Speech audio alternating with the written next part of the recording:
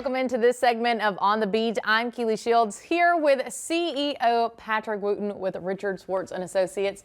Patrick, it's so great having you in studio. It's great to see you, Keely. So, Patrick, you know, it's always important that we are safe on the roads, but it's also vital that we know the laws in Mississippi that every driver should know. Yep. So, I guess my first question is Mississippi an at-fault state when it comes to car accidents? So what you get the differences of an at fault or not at fault. We are an at fault state. Okay. So it does apply with regard to the accident is how it works. We'll get into some other questions there, but yes, generally that's the big umbrella. Yes, we are. Yes, we are. Yep. Remember, yes. Okay. So what happens if the driver who caused the crash doesn't have insurance? Yeah. Here's the scary part. Statistics say 1 out of 4 on average, Mississippians don't carry liability insurance. Really? Even though we are supposed to. I do know there's a bill in the legislature right now that's trying to tighten up those requirements, and it'd be fabulous if they could.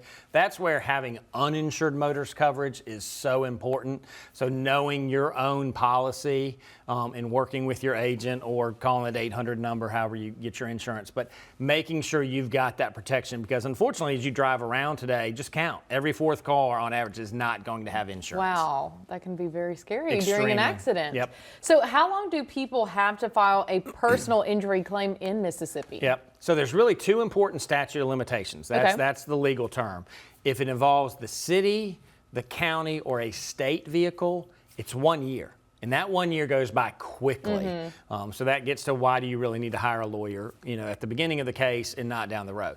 If it's I run into you, you're going to have 3 years to pursue that claim. Okay. But again, it's much better to hire a law firm early and work that case from the beginning to the end instead of trying to do it yourself and then you don't get anywhere with the insurance company. So 2 years into it, you're calling a law firm at that point to try to say, hey, I had this wreck in 26. It's now 2028.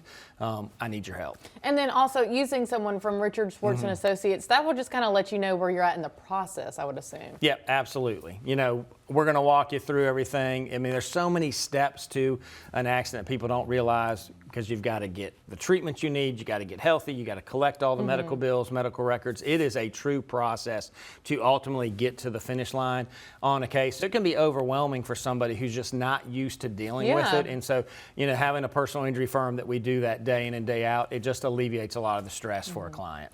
And can you still recover money if you were partially at fault? You can. That's kind of going back. The big umbrella is at fault. This is called comparative fault. Okay. So thankfully, us in Mississippi are comparative fault. Alabama, folks, sorry, you're a contributory negligent state, which means if you're 1% at fault in Alabama, you can't recover.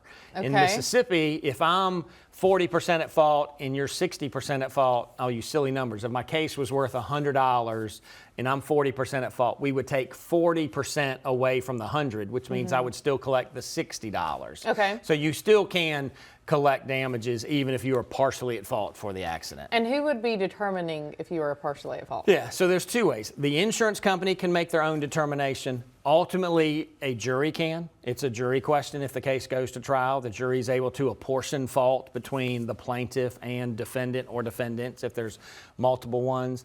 Insurance companies do it all the time, and that's a trick they really do more often than not now, even if you are rear-ended. I've seen somebody rear-ended at a stop sign, and the insurance company's trying to assess a portion of fault to them because they said they sat at the stop sign too long. So that's why it's really important to hire a personal injury firm to fight for you. All right, guys. Well, you can see all that information right there on your screen. Patrick, thanks so much for joining me. Good seeing you. We'll be right back.